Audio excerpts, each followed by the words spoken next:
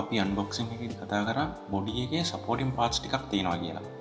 අපි ඉස්සෙල්ලාම මේ සපෝටින් පාර්ට්ස් ටික කපලා අයින් කරගෙන ක්ලීන් කරගෙන ඉන්න ඕනේ ප්‍රයිම් එකට ඉස්සෙල්ලා.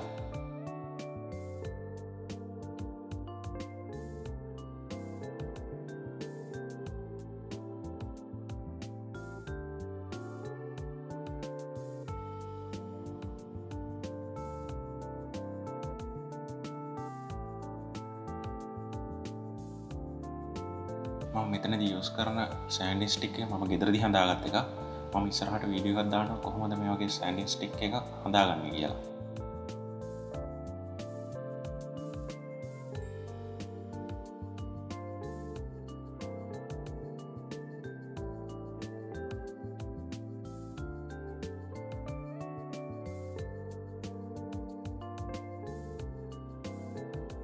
සපෝටින් පාර්ට්ස් ටික අයින් කරලා බොඩි ක්ලීන් කරගත්තට පස්සේ අපිට පුළුවන් බොඩි එකේ තියෙන මෝල් ලයින්ස් ටික අයින් කරගන්න. ඒකට මම ඉස්සෙල්ලාම කළු පාට පර්මනන්ට් මාක් එකකින් මාක් කරගන්නවා මේ මෝල් ලයින්ස් තියෙන තැන.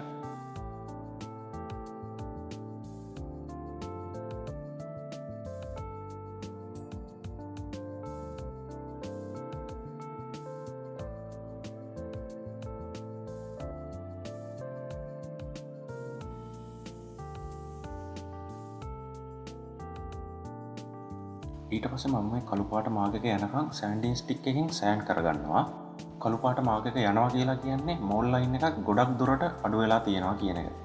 මේකෙදී අපි පරිස්සම් වෙන්න ඕනේ මෝල් ලයින් එක තියෙන්නේ මේකේ පැනල් ලයින් එකක් උඩින්මයි. මෙතෙන්දී අපි ගොඩක් සෑන්ඩ් කරොත් එහෙම මේ පැනල් ලයින් එක නැති වෙලා යන හින්දා පරිස්සම් වෙන්න ඕනේ පැනල් ලයින් එකක් තියාගෙන සෑන්ඩ් කරන්න.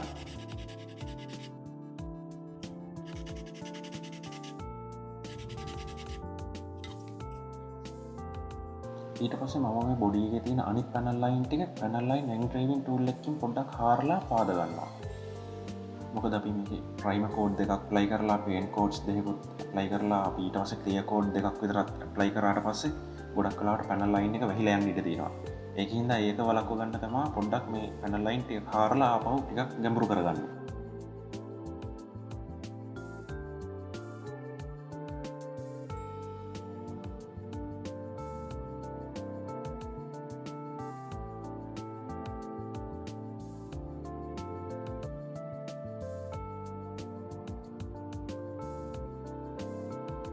අපිට ඊට පස්සේ පුළුවන් 600 වගේ ග්‍රිඩ් එක දෙන වෙලිකඩ දාසියක් පාවිච්චි කරලා මුළු බොඩි එකම මැද ගන්න. මම හිතෙන්ද යූස් කරන්නේ ග්‍රිඩ් 600 ටාමියා සෑන්ඩින් ස්පොන්ජ් එක. මේකෙන් අපි මුළු බොඩි එකම හොඳට මැද ගන්න ඕනේ. මොකද ප්‍රයිම් එක සාමාන්‍යයෙන් සිනිඳු මතු පිටක අල්ලලා හිටින්නේ නැහැ. අපිට ඒකින් හින්දා පොඩ්ඩක් මතු පිට රළු කරගන්න තමයි 600 එක වගේ වෙලිකඩ දාසියකින් අපි මුළු බොඩි එක මැද ගන්න.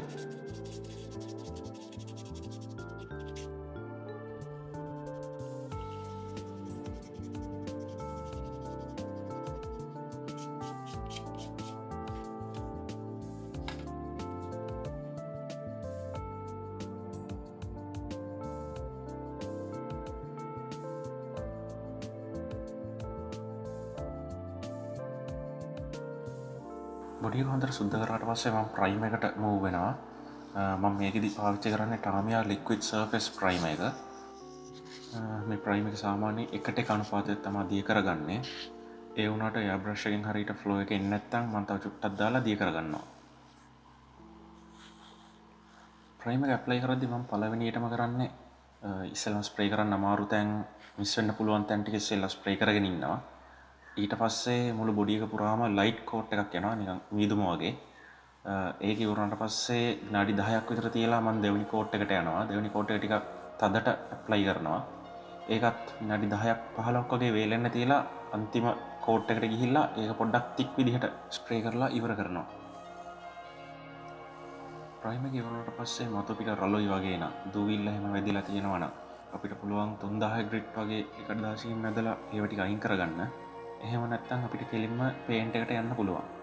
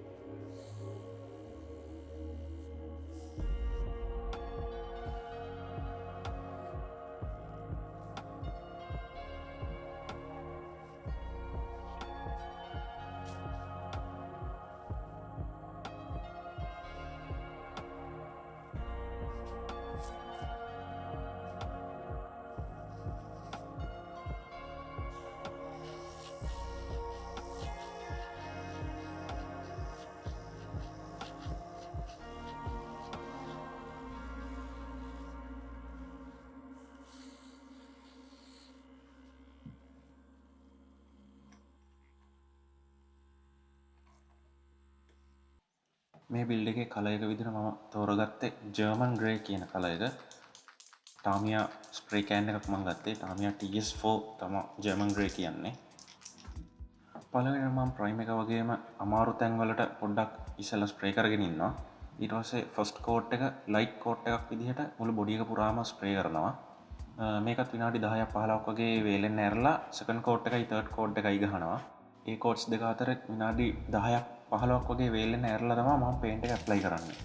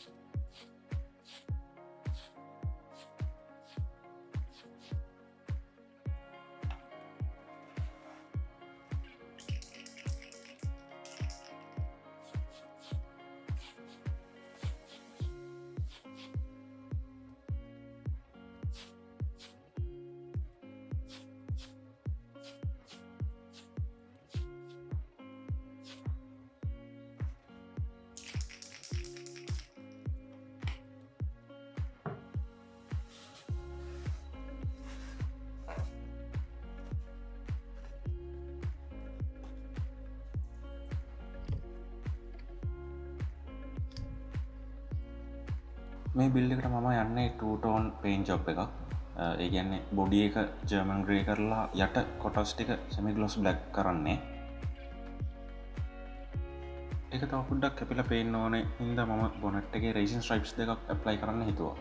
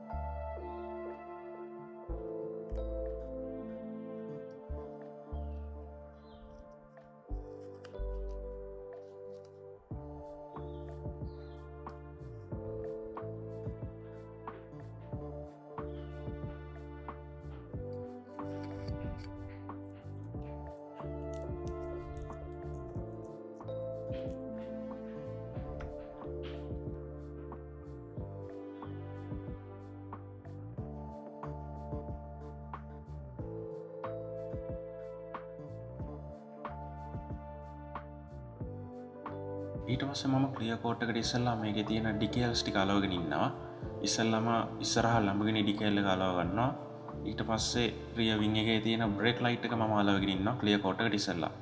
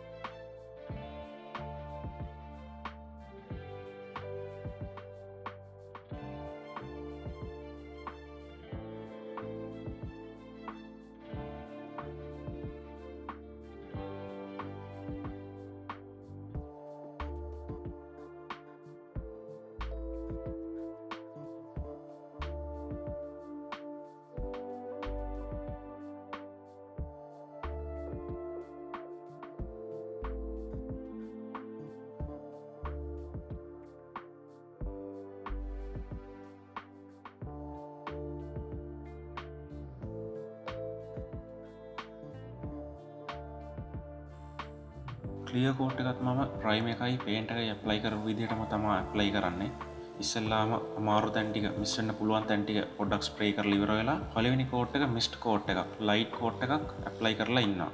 මේ කෝට් එකත් අපි විනාඩි 10ක් 15ක් වගේ වේලෙන්න ඇරලා දෙවෙනි කෝට් එකට යනවා. දෙවෙනි කෝට් එක ටිකක් වෙට් විදිහට ඇප්ලයි කරනවා. ඒකත් විනාඩි 10ක් වගේ වේලෙන්න ඇරලා තුන්වෙනි කෝට් එකත් පොඩ්ඩක් වෙට් කෝට් එකක් ඇප්ලයි කරලා මම ක්ලියර් කෝට් එක ඉවර කරගන්නවා. මම මේකෙදි යූස් කරන්නේ DBA2K ක්ලියර් කෝට් එක ඔටෝමෝටිව් ක්ලියර් කෝට් එක. මේක අපිට ඕනෙම ඔටෝමෝටිව් පේන්ට් ෂොප් එකකින් ලබා ගන්න පුළුවන්.